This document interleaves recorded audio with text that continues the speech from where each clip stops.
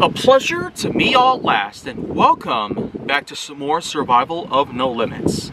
And now, if you can't already tell, I've got another location right here, a lot with some property taking place right behind me. If you can't already tell from the house that's just sitting over there, it's not that far away from where I already was throughout the past 14 days. But anyways, this definitely ain't Spazland, by the way. That's not really important though, because it appears that I've got more ideas put into line.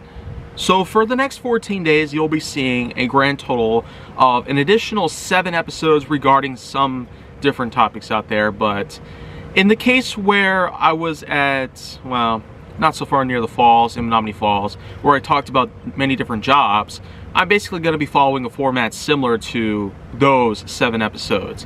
For the 7 episodes that I'm going to be doing today, though, I'm actually going to be talking about the various different scars that I've obtained and how they connect with survival. I'm going to start off first with the one that I feel like is the most famous because, well, I don't know if you can already tell, but right here pretty much, I don't know if you can see it, but right around here, I seriously don't know if you're able to look at it, but right here basically is the scar that I'm going to be talking about for today.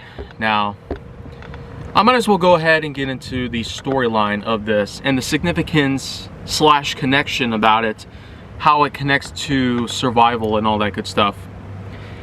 July 2008, the same exact month and year that my YouTube channel was created. And albeit you're still going to look at it differently and wonder how on earth is that even true, but it seems that only I and maybe some other people out there who have known my channel for a long time will still be able to go ahead and explain why this is in fact the same old channel that's been around since 2008 and not since 2015 like what shows up in the About section. But anyways, moving on from that. July 2008, it was a time where I not only created my YouTube channel for the first time using my personal Gmail account, which I've had for a full year at the time, but it was also a time where we got to do some trips here and there, despite the fact that there was a little something called the recession. And this was a huge, huge, huge problem for modern economics at the time. But above all that, it did seem like we were pretty much some of the lucky ones out there. As for the many unfortunate, unlucky ones out there, lots of home foreclosures, lots of scavengers that came around, looters, and all sorts of criminals came by, making 2008 a pretty bad year by all means. But it seems like there are a lot of things that can help make up for that stuff.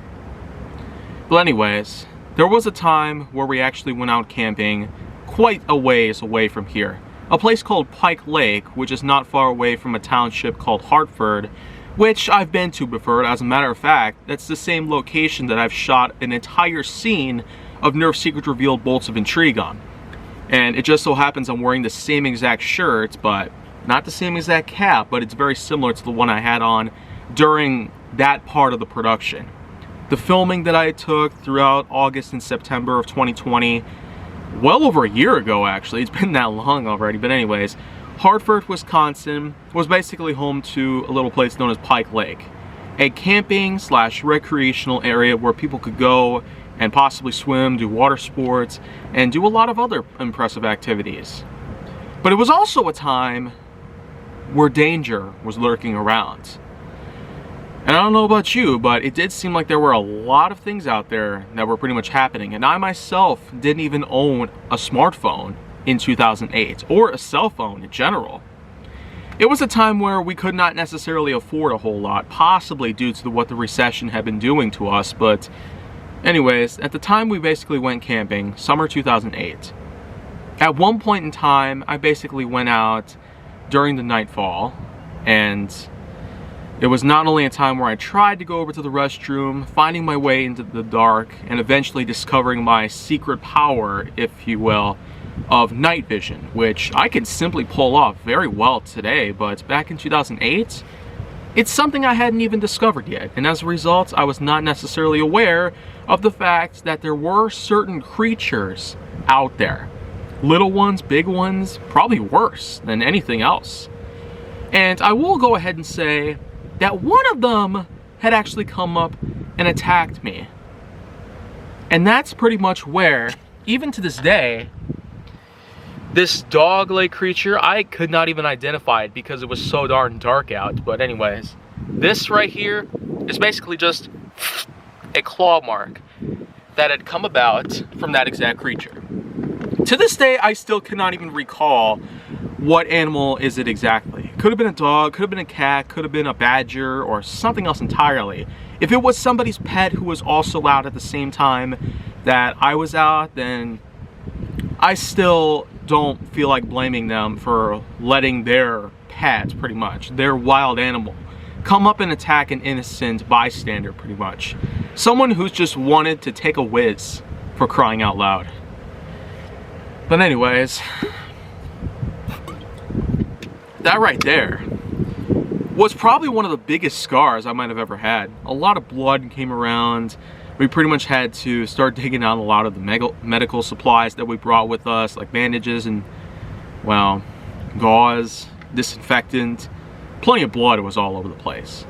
Like, I could not even imagine what would potentially be worse than this. Well, other than the many times that I actually felt like I probably could have died from blood shock and loss. Well, at this point in time, I'd rather not go into too far of the material here. I do want to keep this family friendly, so I'll just go ahead and draw the line. This is in fact how I obtained one of many scars that I've gotten throughout my body.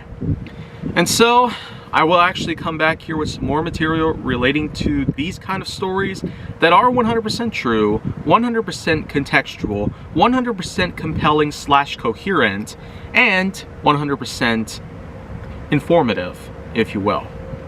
But until that happens, if you want to see more of that on my channel, then make sure that you like, subscribe, comment, follow me on social media, and stay on the Hollywood side.